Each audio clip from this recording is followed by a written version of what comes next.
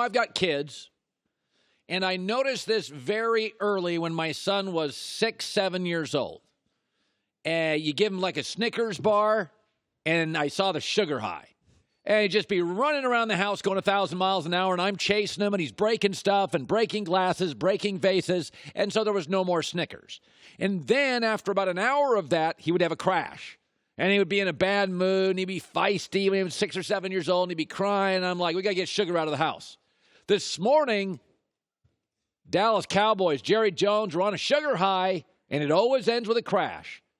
Last night's a disaster for the Cowboys. Yes, when they have a lead. Yes, when Zeke is running wild. Yes, when they play a depleted defense. Yes, they look pretty good.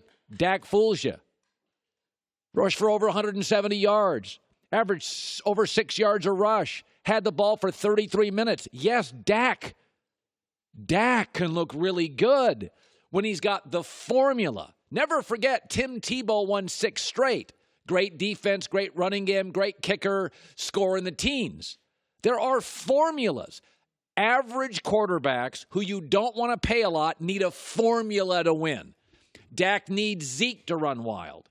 He needs the offense to be controlling the clock. He needs 2nd and 4, 3rd and 1 for the play action to work. He needs to play with the lead. The weather has to be better than average or at least not chaotic. And he's got to have his defense playing well so he doesn't get in a shootout. Yes, that's when Dak can win. That's how Tebow won 6 straight games, how Mark Sanchez got to the AFC Championship twice. But franchise quarterbacks that you want to pay $150 million don't need a formula.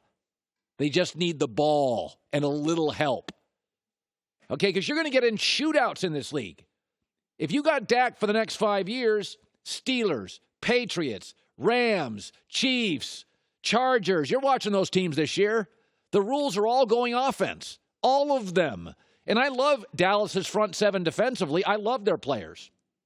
They're really, really good. But those players, the Bears players, all the great defenses in the league can't stop anybody now. Once you face a great quarterback, right now Dallas is on a sugar high because the formula was perfect. It's amazing how often, I understand fans getting fooled. But is Jerry Jones being fooled by this? I mean, Andy Dalton, when he had the defense, when he had all the good receivers, he won a bunch of games, won a division. Baker Mayfield yesterday only threw 20 times, played with a lead, played a bad defense, had a great running support. Yes, a lot of guys in this league can win when the formula is perfect. Carson Wentz last night didn't have a Pro Bowl right tackle. Smallwood's their best running back.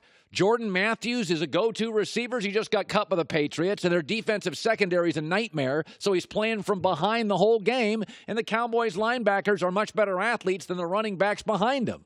That's what a franchise quarterback looks like. Carson Wentz last night playing from behind with a beat-up defense, not getting support from his own line. That's what a franchise quarterback looks like, even though he lost.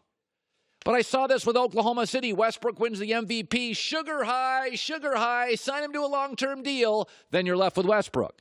This is what the Buffalo Bills do every September when their quarterback plays well. Sign him to a long-term contract. Yeah, then you're left with Ryan Fitzpatrick with an expensive long-term contract.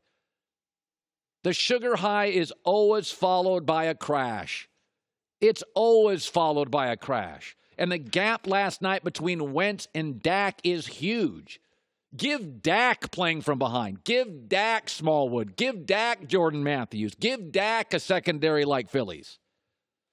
If you go to Dak Prescott's career, he's had about 10 nights or afternoons we've gone, wow, franchise guy. And all 10, it's been the same formula. It's not shootouts. No, it's Zeke is controlling the clock. Zeke's running for 125 yards. 2nd and 4, 3rd and 1. Go look at his great games. Look at his great passer ratings. Zeke's having a game. Zeke's controlling the clock. The play action pass works. But all last night really did, if you're a Cowboy fan, all it did is guarantee that Jerry Jones flew back to Dallas on his private jet with Stephen Jones and the whole family, and he was telling everybody, I told you, Dak's the guy. Just outdueled Carson Wentz. Went to Philadelphia, beat a rival. Dak Prescott's our guy. Nah, he needs a formula. Last night, the formula was perfect. Carson Wentz was the only quarterback on that field you want to spend over $100 million on. Let me shift gears to this. Now, I did say on Friday, I don't do this very much, and there are micro topics on this show, small ones, and macro topics, big one. I would call micro topics predicting games. Macro topics, how does it affect the season and the franchise? I predicted on Friday, Eagle blowout. On a micro level, woo, I was wrong. But on a macro level, I told you after the Super Bowl with Philadelphia, they're going to come back.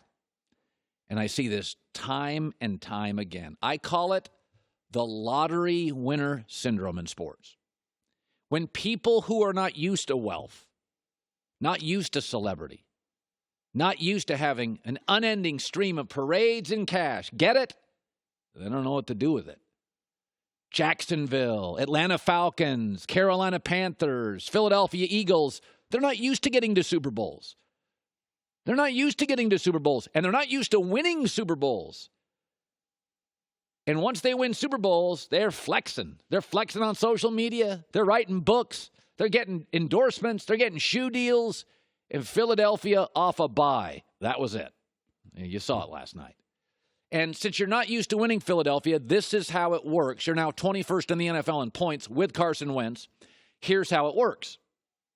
You win a Super Bowl or get to a Super Bowl, and you lose a couple of really good assistants and a couple of maybe coordinators. Oh, yeah, ask New England. They have. So you lost Frank Wright, John, the other coach, Don DeFilippo, yeah. So you lose a couple of assistants, really good coaches, they leave. Uh-oh. And then you lose a couple of players. Somebody overpays for your Super Bowl players. And then you have a first-place schedule, and you become a target. And you kind of lose your edge. Players don't work out quite as hard in the offseason. And what you get is this. 4-5, headed to the Superdome to take on the Saints. Good luck with that.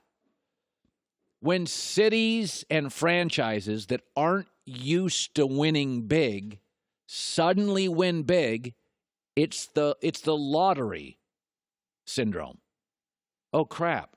Do I buy 4 homes or 5? Do I buy another sports car, a third boat, more skis, jet skis?